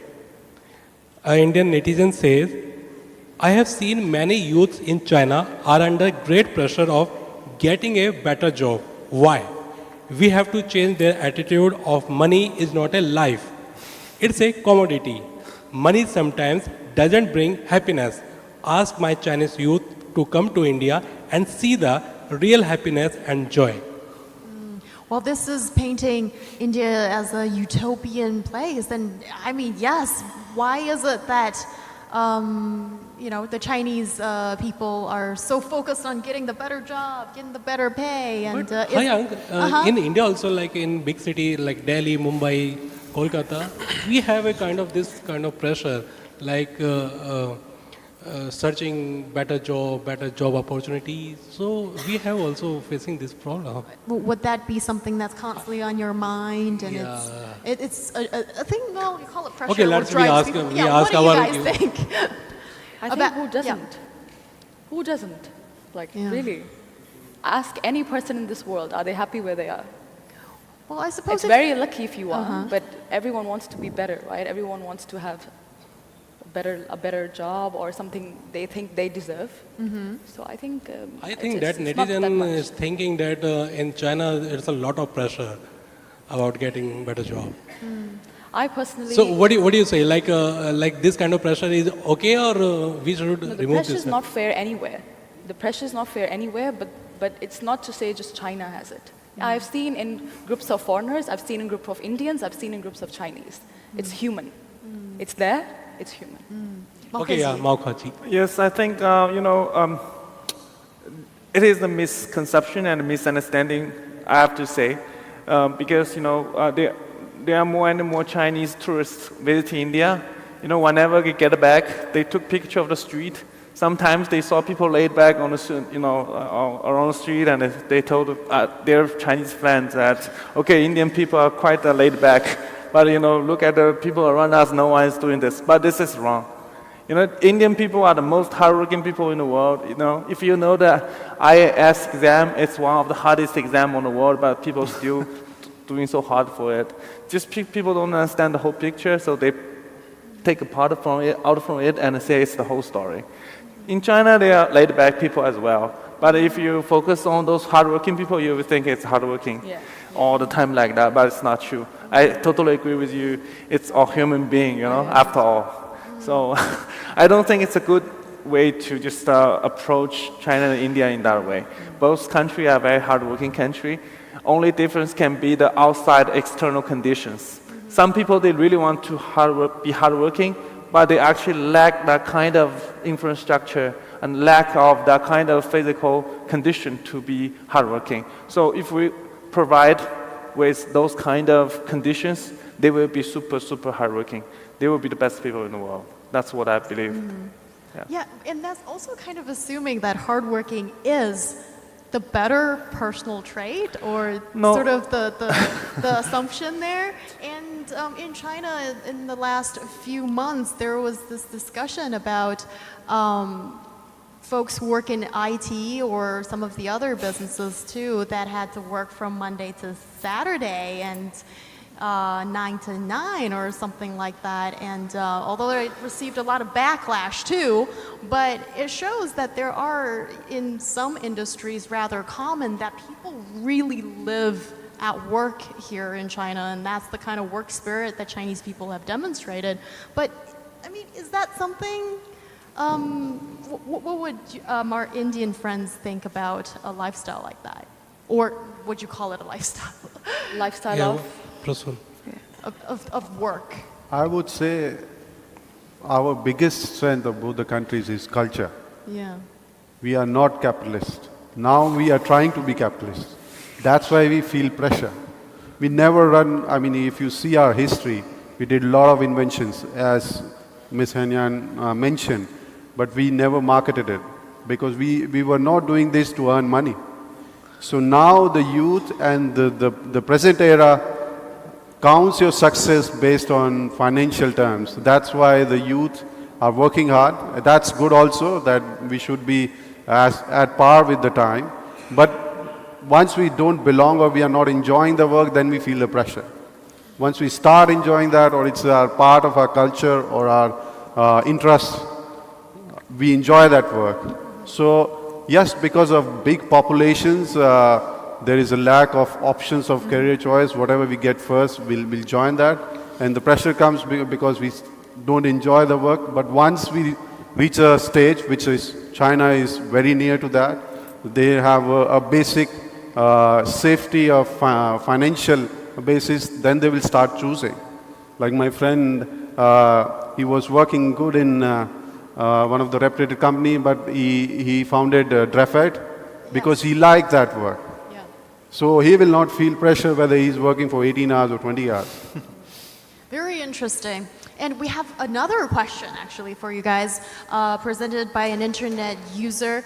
Is there innovation in education in India?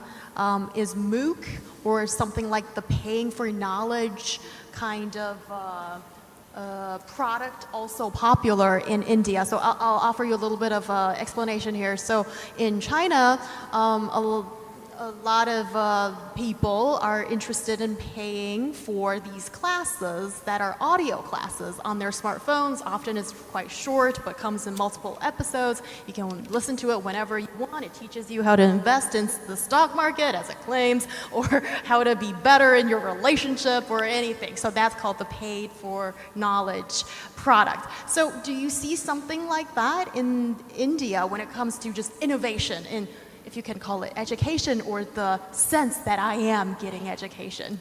Yeah, Aditya. Yes, I think these e-portals or applications, apps, mobile apps are also getting popular, especially in the metropolitan cities like Delhi, Mumbai, Kolkata. And I can see a lot of apps coming up these days where small kids can learn and they can read their lessons on the mobile itself. I think this is because of the technological change that we had in the past few years, especially like a couple of years back, there was a big company that had cheaper plans, internet plans, and everyone has access to mobile phones. And I think we should also thank China for providing us such cheaper smartphones so that everyone, every youth in India can access these kind of websites and apps. Very interesting. And another question is there a brain drain in India when the most talented people go to US, for example? If yes, how does this affect India's future? Prasoon, yes. So as I said previously, I'll say it's a soul gain now, because wherever Indians are residing globally, they are there for India whenever India needs it. Despite of their passport colors, they are contributing to India's growth. You can see our Prime Minister's visit in any country, they'll support. Even in our FDI, the non-resident Indians are contributing a lot in innovation, in education, and other aspects, soft aspects like climate change or like education, girl-child education. So they are contributing a lot. So I'll say it's more like a soul gain.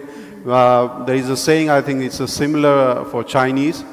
You can, what we say, you can take Indian out of India, but you can't take India out of Indian. Wherever Indian lives, the small India is in his heart. So I think it's more like a soul gain. Okay, Kamal, yes. Yeah, I would definitely agree with this point. We had done some research work about it also, and there is a big brain drain happening. So people, they try to enter to different countries because of education first, because it will be easy for them to get visas. And what I would say, the main reason for it is what a happy person needs in the everyday life. One, safety. Second, easy medical access, and a good education for a family.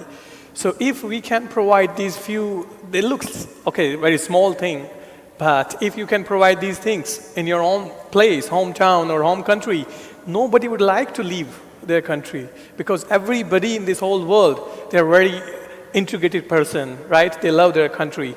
So, but again, if there is a brain drain, then what would happen? There will be a lack of talented people in the country. Then again, we have to give the command of the policymakers, like team, will be in old hands. So that would be really a big problem for any country. All right, all right. May we have Consular in Indian Embassy, Mr. Prasanna Srivastava, on stage to give some remarks.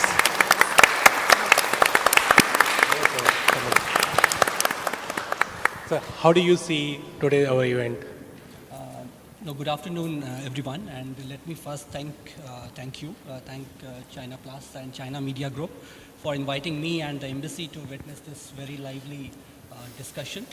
And I would say that the organizers, hosts, and the participants must be applauded for the kind of creative, lively, yet very substantive discussion that you have put together here. So my congratulations again for putting together this beautiful and wonderful program. Generally speaking, I would say that the theme of the event, basically to connect the youth of the two countries, is very, very important and timely. We really feel that the people-to-people connect and particularly the free and frank exchanges between our youth, such as the one that we just witnessed here, is very, very important to not only find more areas of convergence, to enhance mutual understanding, but to, in general, take the relationship forward. So in that regard, I think it's very, very important. In fact, you would have noticed that our two governments are also focused in this. And we have been actually running since 2006 youth exchanges programs, and more than 3,500 young people from both countries have benefited with that program and visited each other's countries to understand each other's countries in a more a better way. And talking about youth again, there are so many Indian students pursuing studies in China. There are, I think, more than 20,000 Indian students who are currently present in China. There are so many Chinese students also pursuing different kinds of education in India. But we, of course, need to work on those numbers more. We have several initiatives. Government has come up with a Study in India initiative. I'm sure our Chinese friends and students will benefit from that also. Yeah, please. And what is the message that you would send out to the Indian and Chinese youth today? Yeah, I would say that while we are two close neighbors, we have lived with each other for millennia. We are the two most populous countries living side by side, but still the kind of knowledge about each other, the kind of understanding about each other that should be there is actually not there. Our interaction is still fairly limited. So I think that's one area that we need to really work on. If you see, our combined population is more than 2.5 billion. But the number of visits that we have every year is 1 million. So there is enough scope for all of us to work in that direction. And our leaders are actually focused in that. When they met last year, they decided to constitute a high-level mechanism focused solely on people-to-people connects. And I'm sure with the directions of the leaders and this kind of vibrant discussions and exchanges that we have between our youth, I'm sure the sky is the limit. Thank you so much. Thank you so much for your great remarks. Yes, thank you very much. Thank you so much, sir. Yes. And may the 8 youth representatives from China and India take a small break from the discussion off the stage, as we have been talking about the dance forms, the beautiful singing from India, and we have organized a performance of a traditional Indian dance form. Yes, for today's event. Yeah. And let's welcome our performer, a special guest, Wu Jingxi. Hello. Namaste. Wow, lovely, lovely, lovely dress. Yeah. Tell us a little bit about the dance form that you do, as well as how many years have you been devoted to this art form? Oh, yeah, thank you. The dance form I do is Bharatanatyam. It's an ancient Indian art form.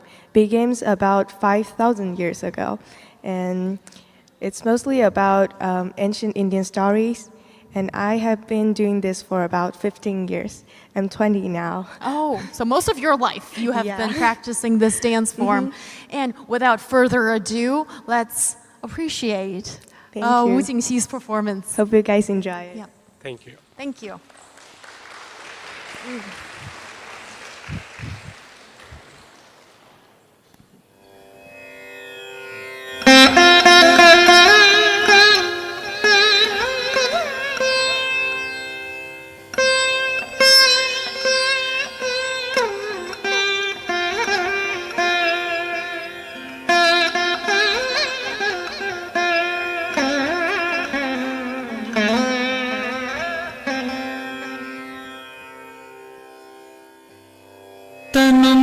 ತನತದಿರನ ಆದೃದೃತಾನಿ ತುಂತ ದೀರನ ತನುಂ ತನತದಿರನ ಆದೃದೃತಾನಿ ತುಂತ ದೀರನ ದೃದೃತನುಂ ತನತದಿರನ ಆದೃದೃತಾನಿ ತುಂತ ದೀರನ ದೃದೃತನುಂ ತನತದಿರನ ಆದೃದೃತಾನಿ ತುಂತ ದೀರನ ದೃದೃತನುಂ ತನತದಿರನ ಆದೃದೃತಾನಿ ತುಂತ ದೀರನ ದೃದೃತನುಂ ತನತದಿರನ ಆದೃದೃತಾನಿ ತುಂತ ದೀರನ ದೃದೃತನುಂ ತನತದಿರನ ಆದೃದೃತಾನಿ ತುಂತ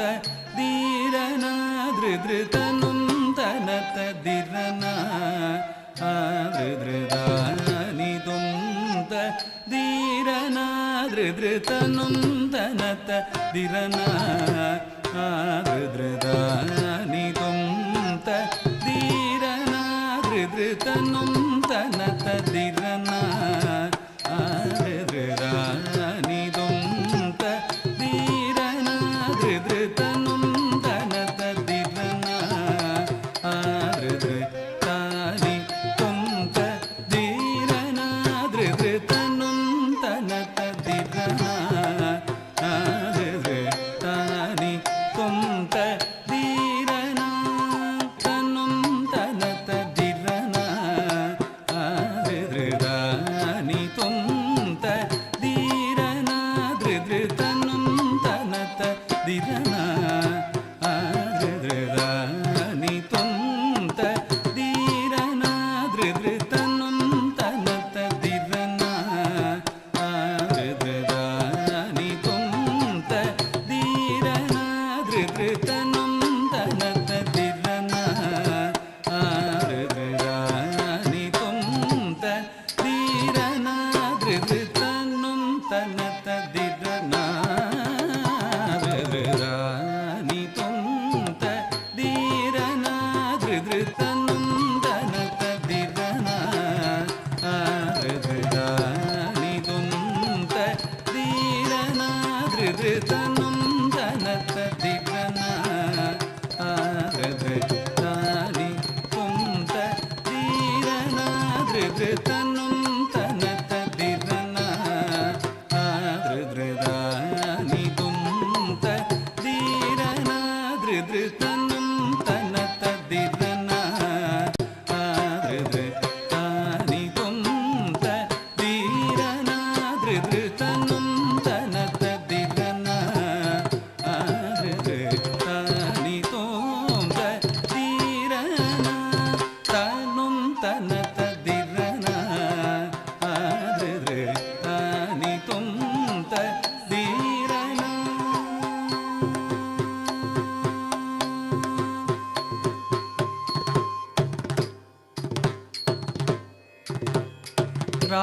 Ramanathapura ಪಾಲಕುಡೌ ಮುದ್ದು ರಾಮಲಿಂಗ ರಾಜೇಂದ್ರ ವಿಭುನಿ ಅಭಿರಾಮಿರಯಮುಗ ರಕ್ಷಿವು ಭೂಮಿ ಬಾರಾಯಿ ರಾಜರಾಜೇಶ್ವರಿ ಶಂಕರಿತ ತಕಿಟ ನಿರಿಸನಿ ದಕದಿಮಿ ದಕಜಂ ಗಮದಗ ತಕಿಟ ಜಂ ತರಿದಾಂ ತಕಿಟ ನಿರಿಸನಿ ದಕದಿಮಿ ದಕಜಂ ಗಮದಗ ತಕಿಟ ಜಂ ತರಿದ ಜಮು ಜಂ ಮಗರಿ ತಕಿಟ ಜಂ ತರಿದ ತದಣರಿ ಸಮಗರಿ ಸನಿ ದರ ದಿಂಗಿನ ಕುಂತನುಂ ತನತ ದಿರನ ಆದೃದೃತಾನಿ ತುಂತ ದೀರನ ದೃದೃತನುಂ ತನತದಿರನ ಆದೃದೃತಾನಿ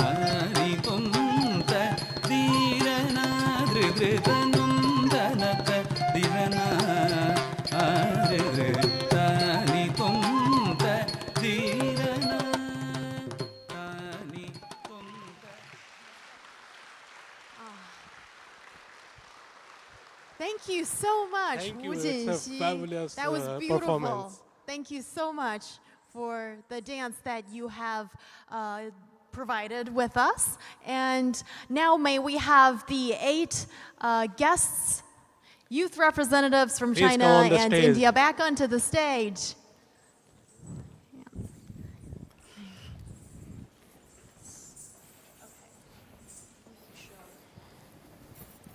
Seerat.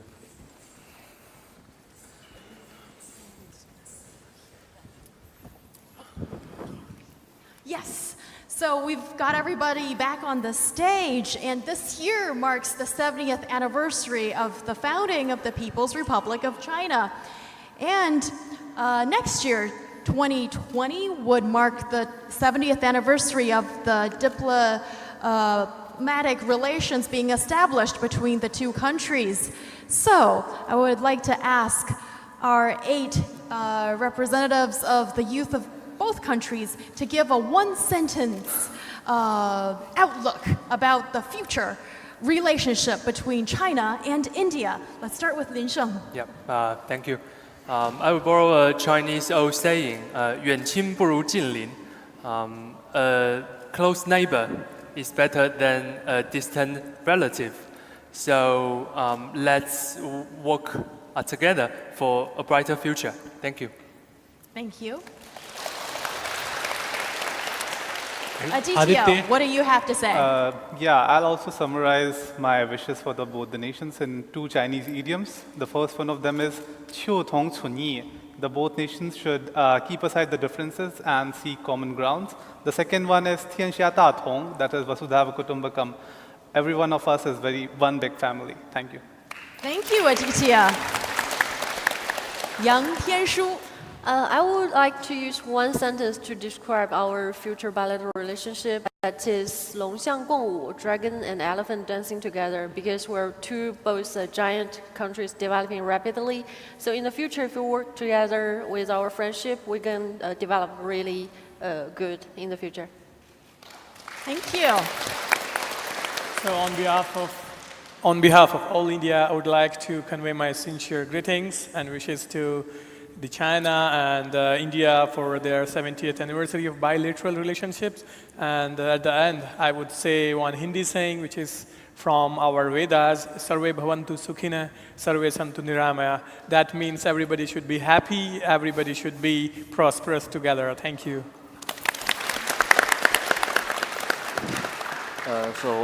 Once upon a time, when India and China were in the honeymoon, we say Hindi Jini Pai Pai. And then when the problem start, we say Hindi Jini Bye Bye. And then 2-3 decades later, when the trade restarted, we say Hindi Jini Bye Bye. We buy stuff, right? And then I think it's the time now for us to restart the Hindi Jini Pai Pai.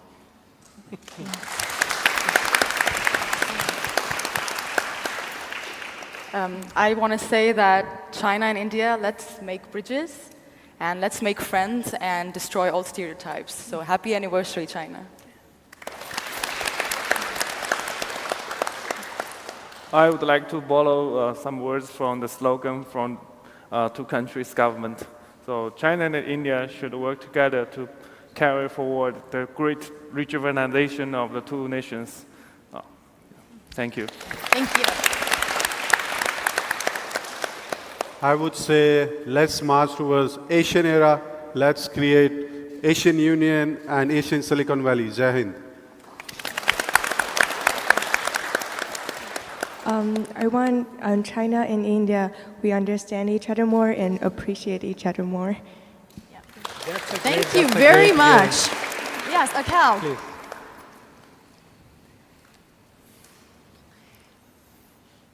That's a great, I see a promising future. India and China, I believe India and China can work more and more on mutual cooperation. Peoples to people exchanges will be increased between both countries.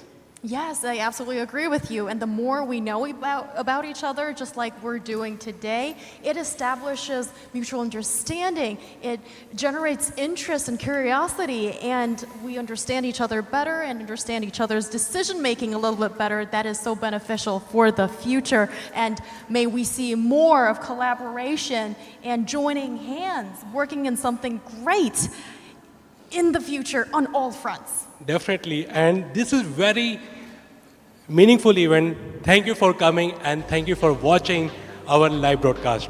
And thank you so much for all of you who've made the time to swing by Thank to join you. our discussion, and also all of you that have been watching our show on the internet. Thank you for that. And this is China India Youth Talks 2019. We shall see you next year.